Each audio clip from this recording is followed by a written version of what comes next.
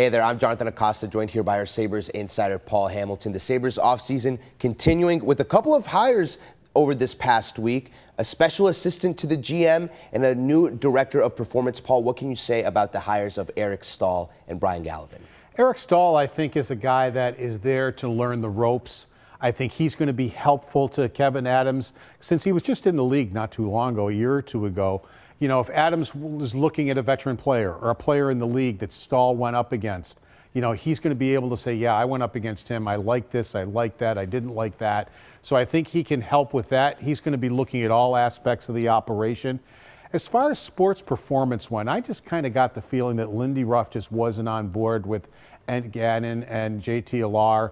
And especially, you know, he had mentioned it a couple of times in post games where, you know, he felt his team was falling behind in the third period. They weren't up, you know, maybe, I don't want to say not in shape because they're in shape, but maybe they didn't have the stamina or whatever to compete in the third period. They were one of the worst third period teams in the league.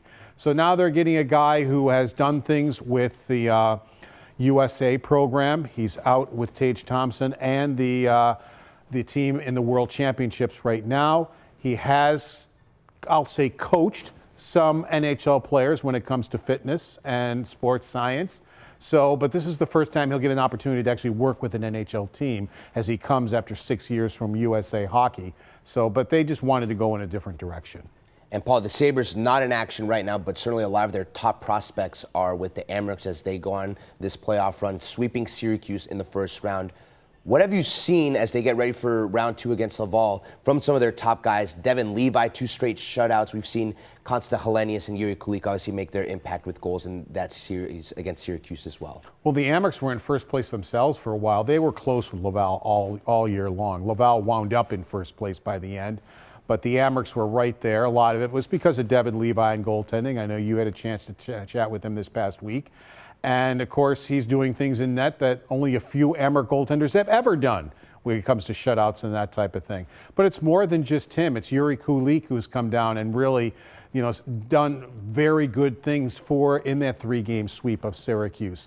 Isak Rozan is also a guy that, you know, is a first-round pick that the Sabres got, and he, too, excels for the Rochester Americans. Now, we got to see if he can bring that to the NHL. So far, he hasn't been able to do that yet. That doesn't mean he can't. I mean, he's still at an age where it still could come for him. Obviously, this upcoming series is a big one for the Amerks, a chance for Devin Levi to play against Laval, an area where he's from around, and Jiri Kulich, a chance to continue building upon what he did at the NHL level here in the AHL playoffs. The big reason why Kevyn Adams sent him to Rochester as opposed to playing for Czechia in the World Championships. For Paul Hamilton, I'm Jonathan Acosta for Channel 2 Sports.